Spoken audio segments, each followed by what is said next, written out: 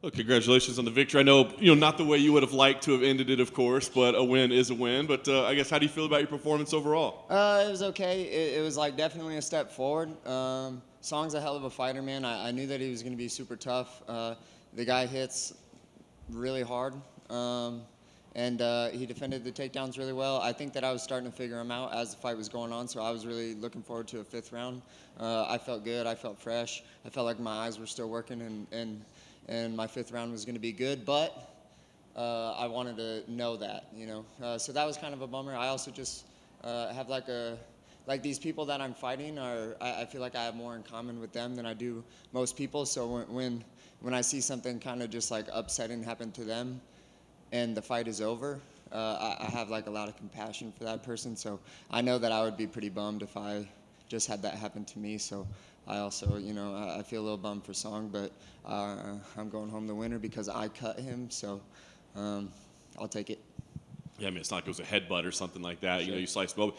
I did want to ask you guys about that cut as the fight's going on. I mean, once you see it, does it become a target for you at that point, or do you have to not just think about that cut and think about your full game plan, or do you start saying, man, if I just keep wearing on that, like, this fight's going to be over? No, it was more just me trying to stick with my game plan. I honestly didn't really think about the cut. I could see the blood going into his mouth.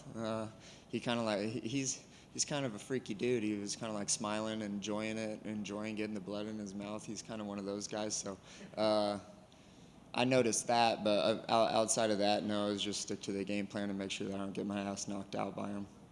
Anything that he did surprise you? I know you had a lot of respect for him coming in, but was there anything that he did that well, that's better than we thought it would be? He hit a lot harder than I thought he'd hit. Outside of that, I knew that he would defend the takedowns well. That was okay with me. I was just trying to score some minutes, rob him of his power a little bit. His game plan was a little bit interesting. I thought he'd move a little bit more.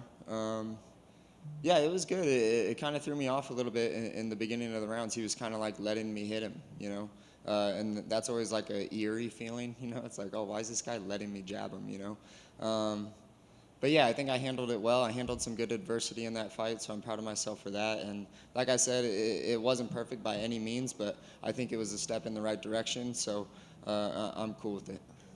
So I don't know if you've seen the scorecards yet, but two of the judges had it even, right? They had him taking 1 and 2. Like, I know you didn't know immediately afterwards, but when you hear that now, that it was even going into 5, I guess, what do you think of that? Do you agree with that scoring at all? Are you a little surprised that he took both the first 2 rounds?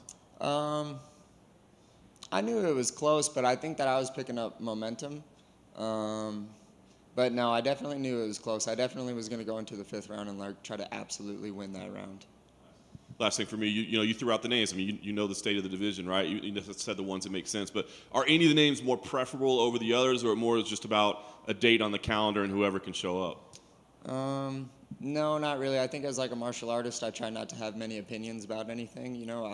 I live in a way where I just more or less try to go with the flow and let life, give me opportunities and me take them. So Chito or Merab are the obvious names. Both of them pose very different challenges, two completely opposite fighters almost. So I don't really care, man. Give me one of them for Christmas. Hey, Cory. How hurt were you in that first round? Pretty hurt.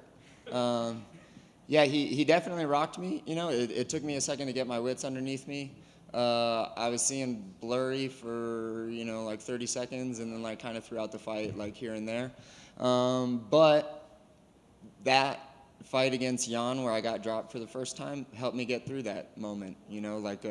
I fought through it because I had dealt with it before. And against Jan, I didn't deal with it as well as I did tonight because I had never been through it, and I had been through it now. So, I'm really happy about that. I'm proud of myself for that. This whole martial arts thing and this whole, me fighting is a very like self-discovery, like me trying to figure out how deep I can go and all of that. So I'm happy that I got to like deal with that adversity and do well through the adversity. Yeah, with you dealing with that, does it give you more confidence about fighting these knockout artists? Yeah, I don't really know who's going to be able to hit harder than those two. Seriously, like Song and Jan, I don't know who's really going to hit harder than those guys. I can't really think of too many other people. Yeah, I think that those are like definitely, so hopefully I don't fight anyone else that hits that hard.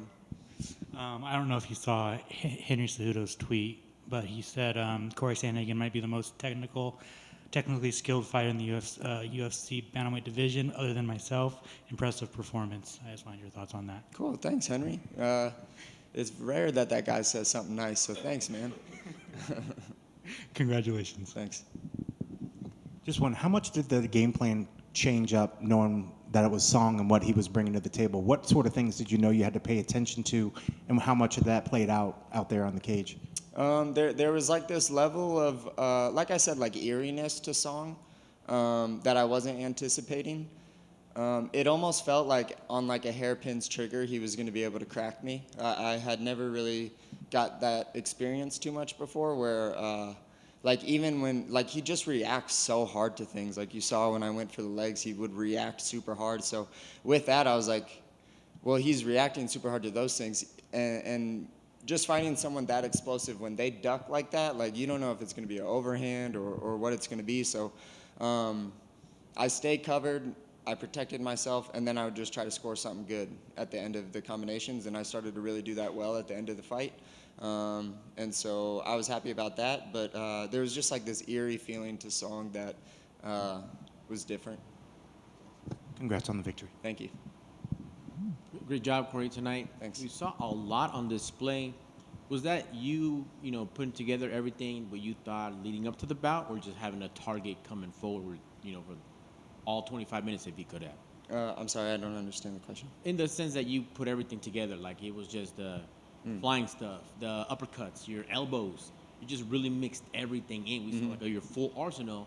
Was that just what you wanted to do tonight, or because you had a guy coming at you all round after round after round? Those were definitely tools. I like to think that I just have like a tool belt, and then I just use whatever I need given the circumstance. So those are the ones that I was using. I don't really think about them too much other than like just using my instincts. So it was just that. I obviously knew that like the elbows were landing really good, so I was just throwing more of those. If it works, I guess keep doing it. Yeah, for sure, man. And most people would think, all right, my first 5-round fight, all right, deep waters, let's see what we do. You seemed more comfortable once they went into the championship rounds. That experience kicked in, I'm assuming. Yeah. I wanted to welcome him to the 5th round. I knew that I was figuring him out more and more. I knew that like his bar was getting lower and lower and lower, and mine was staying the same. Even the takedown at the end, I don't really feel like I had to work super hard for it. Like I just drove through and then just ended up on top. So I think that he was on his way down. That's kind of why I wanted to fight in the 5th too, is because I wanted to see how dangerous he could stay. And also I just wanted to like really win. Like I knew that it was like a close fight, and I wanted to actually like really, really win. That's always my goal. So yeah, I didn't win good enough, but that's typically how I feel after every win. So. All right, man. Well, congrats on the victory. However it comes, you did it, and well done tonight. Cool. Thank you, guys. We're over here real quick. Yep.